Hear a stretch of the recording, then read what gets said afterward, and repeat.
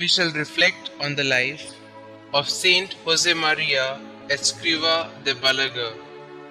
Born in Barbaristo, Spain on the 9th of January 1902, the second of 6 children, Josemaria felt called to some as yet unknown but important task at the early age of 16. With characteristic faith, he responded with the words of the scripture, "Here I am, Lord, because you have called me."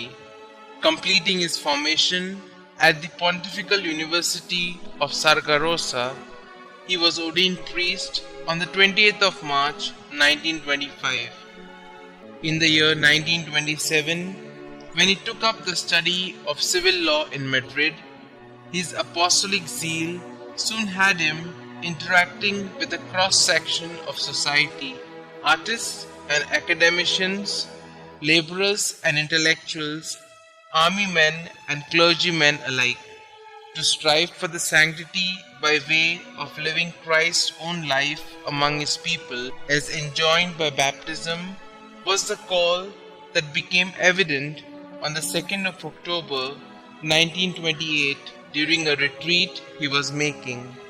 And thus was born Opus Dei, whose mission would be to open up in the Church a new vocational path aimed at spreading the quest for holiness and the practice of the apostolate through sanctification of ordinary work in the world. Devoting all his energies to fulfilling this mission, he fostered among people from all walks of life a feeling of personal commitment to Christ, love of neighbor, and a quest for holiness in the routine of daily life. Mainly by way of personal example, he exercised his priestly ministry with the utmost dedication and rare heroism during the Spanish Civil War. In 1943, while at Mass, he received further inspiration to found the Priestly Society of the Holy Cross, into which laymen who were already members of Opus Dei could be incarnated as ordained priests specifically for the work, while secular clergy could also belong as associates even as they retained their status as priests of their respective dioceses. In 1946, he moved to Rome so as to ensure the establishment of Opus Dei as an institute of pontifical right and to give deeper emphasis to the distinctive charism of the work, that is, to serve the Church in close union with the See of Peter and the hierarchy of the Church, without of course extracting any special privileges or mandates to facilitate the work.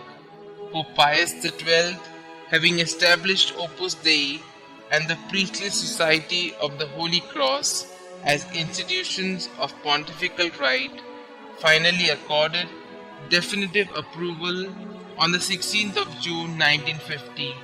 In 1982, John Paul II established Opus Dei as a personal prelate, whereby, after joining the work, the members remained Christ faithful in their respective dioceses and parishes, just as they were before, with no additional powers, position, or role as such. With the rapid spread of Opus Dei came trials and hardships of every kind.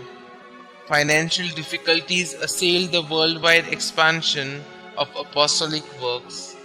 Josemaria's sense of humor, however, stood him in good stead, witnessing to his unconditional love for the will of God.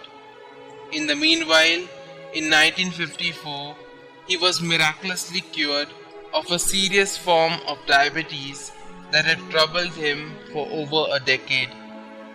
During the last years of his life, the long catechetical trips he undertook across Europe and America focused on the love of God, the Church, the Pope, the sacraments, and the Christian devotion.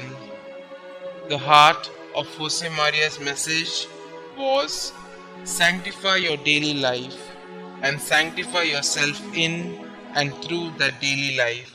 When he succumbed to a cardiac arrest on the 26th of June 1975, Opus Dei had a membership of over 60,000, embracing some 80 nationalities spread across every continent, while his spiritual books sold millions of copies.